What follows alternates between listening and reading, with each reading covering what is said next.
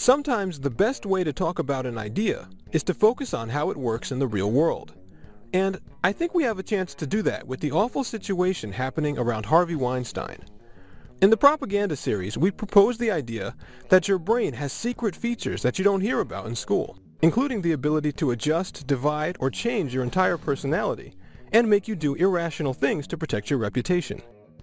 And in this case, I think we see exactly that with the number of people who appear to have known about Harvey Weinstein's activities, even for years, without speaking out about it. Harvey Weinstein invites you to a private party and enforces stuff. People seem to be wondering how this could happen, and the people involved have had to make apologies and try to explain why they stayed silent. At the same time, the rest of us have been thinking that the people involved were not brave, or possibly even bad people themselves for not coming forward. But I don't think it is a matter of bravery. I think it's a great example of how those secret things in our brain work.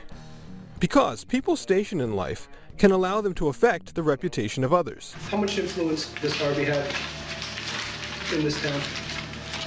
All. What? Everything. So if something goes wrong and a person in that position is doing something bad, other people have to be aware of the risk to their own reputation if they speak out. This is actually in that part of our brain that overcomes our own rational thinking, and it's a pattern that we see repeated over and over in history. When these situations actually break down and powerful people lose this control, it happens when a certain situation occurs. We talked about that in part 3 of the propaganda series, when we said, the ones who are hit the worst will be the first to leave the fog of BS, because staying in it is now a bigger threat to them than speaking out. Now there, we used the example of people starving due to a bad government system.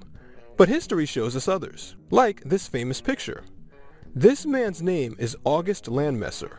It's used as an example of having courage or principles, but if you look into the story, it's actually different. You see, August Landmesser was in love with a Jewish girl, and the Nazis wouldn't let them be together. So instead of it being a matter of courage, it was someone who was in the exact position we talked about. In terms of surviving and reproducing, staying in the Nazi propaganda mindset was directly doing more damage to him than leaving it. So it's obviously a situation where those triggers are going to get hit to make someone act against it. Those are the people that start the social trends that end these bad situations. Other people then help this along by not defending the status quo, or actively joining in later. But they don't take the first step because the risks and rewards aren't as obvious to them. So we see what followed, where people who were previously quiet are now speaking out. And we might be angry that they waited until now, but it's not just about people being heroes or cowards, especially when people don't know the details early on in situations, and making false accusations can be very dangerous. Yeah, godlike. All of these things are real calculations that go on in our minds, and which control our actions in ways we don't consciously know, until the situation causes us to act. And here, we can see that the people who did speak out first were placed in the terrible position of having to lose their job or sleep with someone who they did not want to sleep with, which is a situation very similar to August Landmesser's. But if we see things this way, there can be good results. We can recognize what's necessary to cause these bad situations to break down, and take steps to find the people who can speak out first and help them to do so.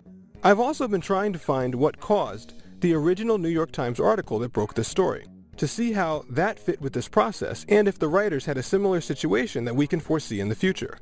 But so far I haven't found much about it. Regardless, we want to learn about how these mental triggers really work so we can break down these situations. But even more so than that, we should study how these systems of lies and propaganda start in the first place, so that we can stop them early, and not only prevent individual people from being hurt, but stop world wars from starting or nuclear weapons from being used, like we've seen in history when they grow unchecked. Anyway, thanks, and part 1 of the Fame series is next.